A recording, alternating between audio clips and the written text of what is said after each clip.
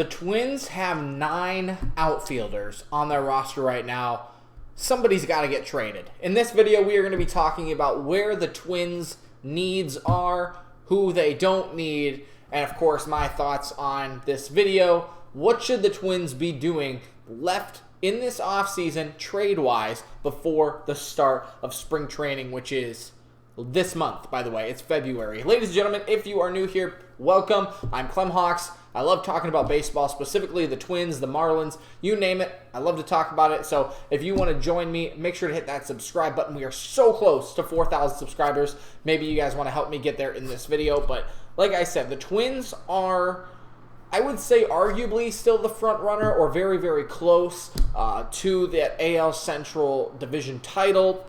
Obviously, the Guardians came out of surprise last year. They're still going to be young and very good this next year. The White Sox have always been kind of like right there, almost there. They had injuries last year. The Twins also had injuries last year. They've went and beefed up their rotation. They have a pretty solid lineup, but they have 9 outfielders. Ladies and gentlemen, they have 9 outfielders.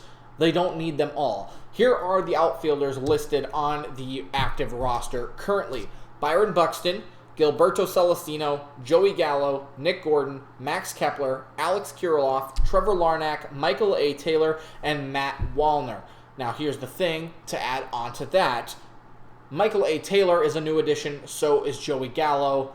They're not getting rid of them. They just went out and signed them. The only thing I can think of is if they are going to, deal them in another trade, but I don't think they're going to do that with those guys. I think they both will benefit. And again, we can talk a little bit about that in this video. But they need to do something because they already have 6 infielders on their roster. I think they'll carry 5. I don't know who Edward, I think, is that how you say that? Edward?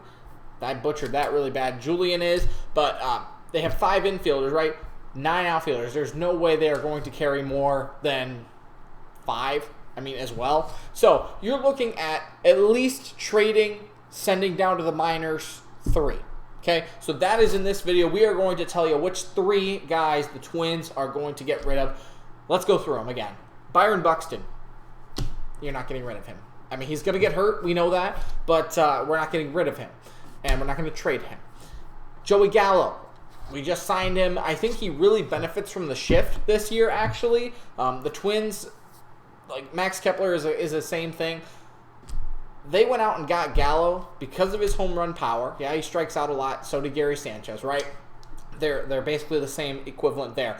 But Joey Gallo benefits with the shift being banned, right? Because, yeah, you might still take your left fielder and put him into right field, short, shallow right, so you technically have 4 infielders, right? That kind of setup with the left fielder moving all the way over, but you're keeping him because of that home run power. You're keeping him because the shift is technically banned. He'll probably get a lot more hits. Not a lot more maybe, but we'll see how that goes this year. I think he's more of an experiment to see with that. And, of course, that home run power. Nick Gordon, he's fast. They're going to keep him. He was a first-round pick. They gave him a chance in 2022, maybe even 2021. At the end of 2021, he did well. Last year, I think, was kind of a breakout year for him, and I think he continues it, at least to start the year. Kepler, gone. This is the first part of this video where I think Kepler, we've talked about it before in other trades, he's gone. He's going to get traded. The Marlins, when talking about Pablo Lopez, wanted Max Kepler. He was the trade piece of that discussion. And then they went and got Luis Ariz. I'm not sure why. I'm not sure how that happened. But they wanted Kepler. Kepler is the oldest of the guys who we've named so far. He's also one of 5 left-handers, right? If you will go down the list again, Joey Gallo, left-handed. Kepler, left-handed. Kiriloff, left-handed. Larnach, left-handed. Wallner, left-handed, right? You don't need that many guys. He's the oldest. He has digressed a little bit. I think he makes a bounce-back year, and I think the Twins know that, and I think that's why they were willing to trade him, but I also think that's why they would keep him if they don't trade him, because they want to see how he benefits in the shift, right? But again, you just got Gallo. Gallo's probably going to play right field when he doesn't DH. There's just no room for Kepler. And of the 2, I think most Twins fans would say, thank you, Kepler, for your time. We can get some value out of you, but we're going to go with Gallo because he has that more, yeah, it's a swing and miss, but it's more that home run consistency. He's still going to hit 25 to 30 home runs, where Kepler hit 9 last year or whatever, and then he hit 25 the year before, 30 the year before, but that, like what I'm saying, really all over the place. Kiriloff, I think, stays on the team, but I think he gets moved to first. I don't think he will play the outfield, so maybe he's not necessarily in this discussion.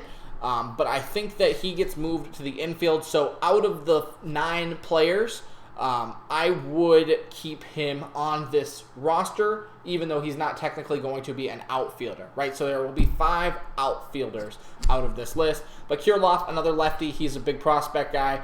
If he can stay healthy, get that wrist help, he's going to be okay. And I think that is why he stays on the team. Here's the thing. Trevor Larnach and Matt Wallner, right? Both have shown very, very good, I think, success in their very limited amounts of time. I think they're going to trade Wallner. And here's the thing. I think you could keep either of them, but I think Larnach he came up a little bit earlier, and I think they're going to ride him out a little bit more than they would Wallner. I think they saw the success of Wallner last year. I don't know if he will start on the roster. I would hope. I love Wallner. I think he's a great guy, but I think he is a guy who you would see move down to AAA first because you're running Gallo in the outfield along with like Kepler or Kiriloff or Larnach in right field, Buxton in center, and then you put one of those guys in left, right? Or maybe Nick Gordon in left, right? Because he could play the infield a little bit.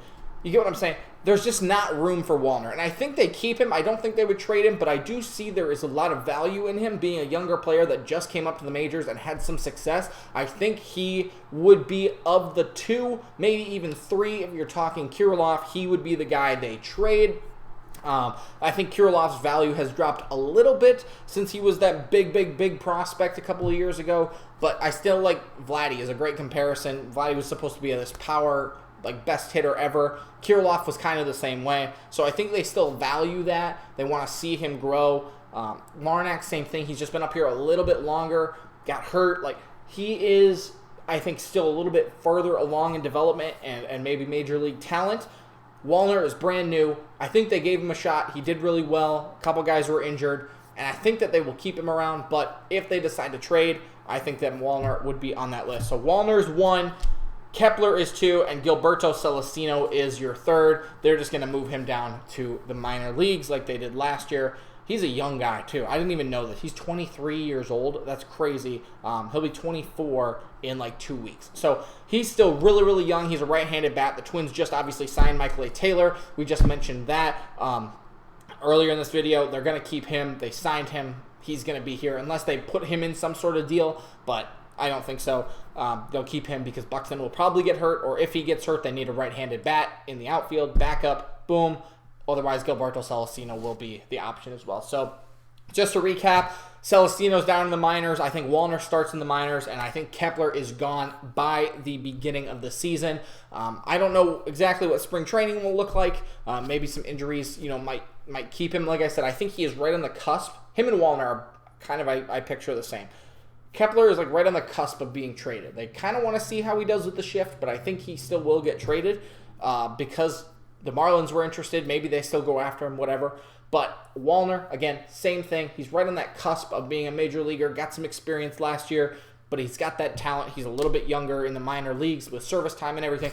He is going to have the most wiggle room, I think, in terms of hey, you're going to be sent down for a while, then we'll bring you up, or we're just going to trade you eventually. But I think there's a lot to learn in spring training.